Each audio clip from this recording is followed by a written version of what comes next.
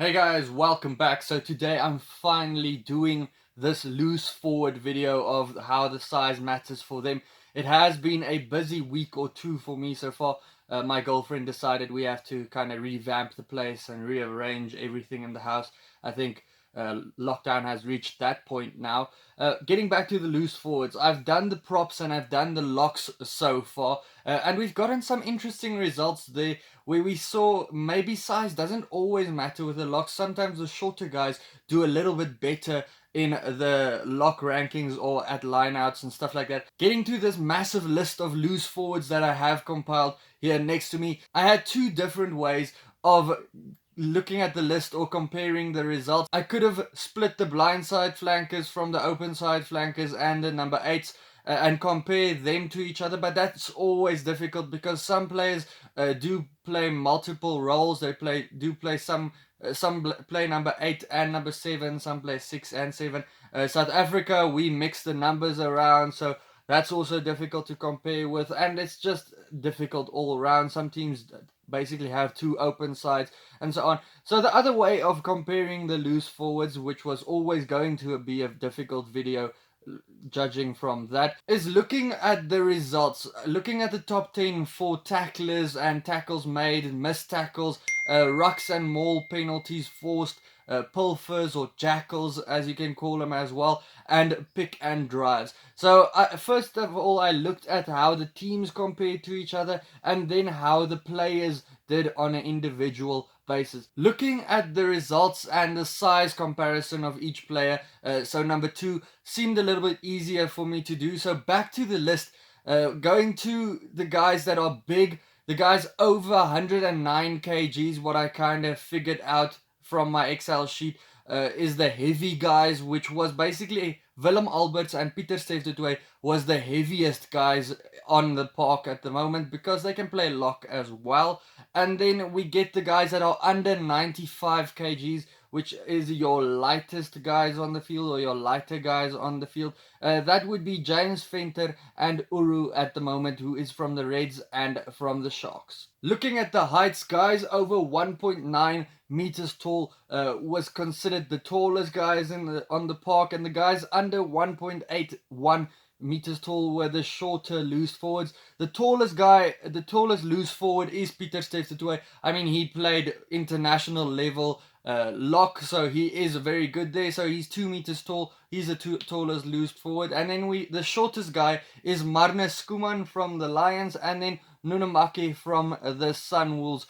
Both of them being 1.78 meters tall. Again, if we compare the conference sizes of all the teams, the Australian conference is a bit smaller than all the other conferences, but they are very similar still.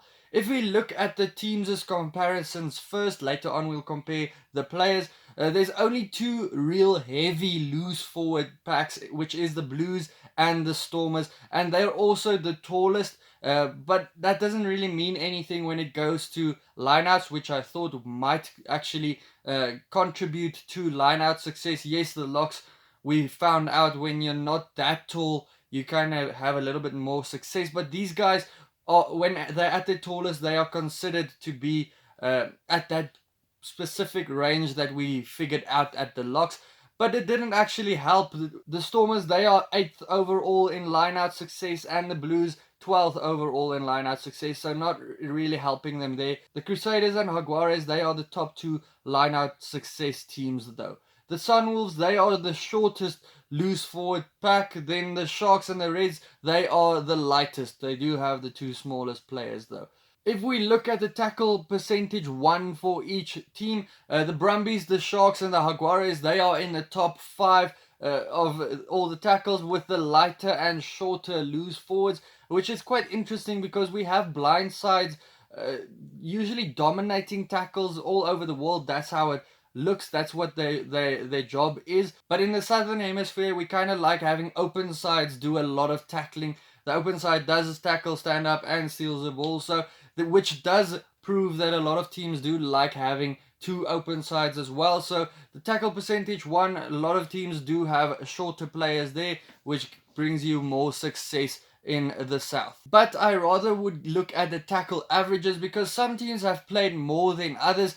Because the tournament has just been suspended, it's not like it's over yet. We see that shorter loose forwards also top this list, going back to what I said again. The Crusaders with 155 tackles a game. If we go to the tackle number so far this season, we can't really look at it properly, like I said, because some teams have played a little bit less than others, and the same thing with the missed tackles so far this season. So I'd rather look at the missed tackles on average. We see the Sunwolves leading there with 35 missed tackles in a game. That's really costing them at the moment. The Chiefs also 25 missed tackles. That's also a lot for them. The Sharks, they have missed the least amount of tackles with 13, which is quite surprising actually, because I myself like to criticize Bosch and Farsi in that team. Their defense isn't at the best, but with the attacking game plan that the Sharks is using, most of the team tackles really well. With those two that tackle average at best, it is working for them, so they should continue with what they are doing.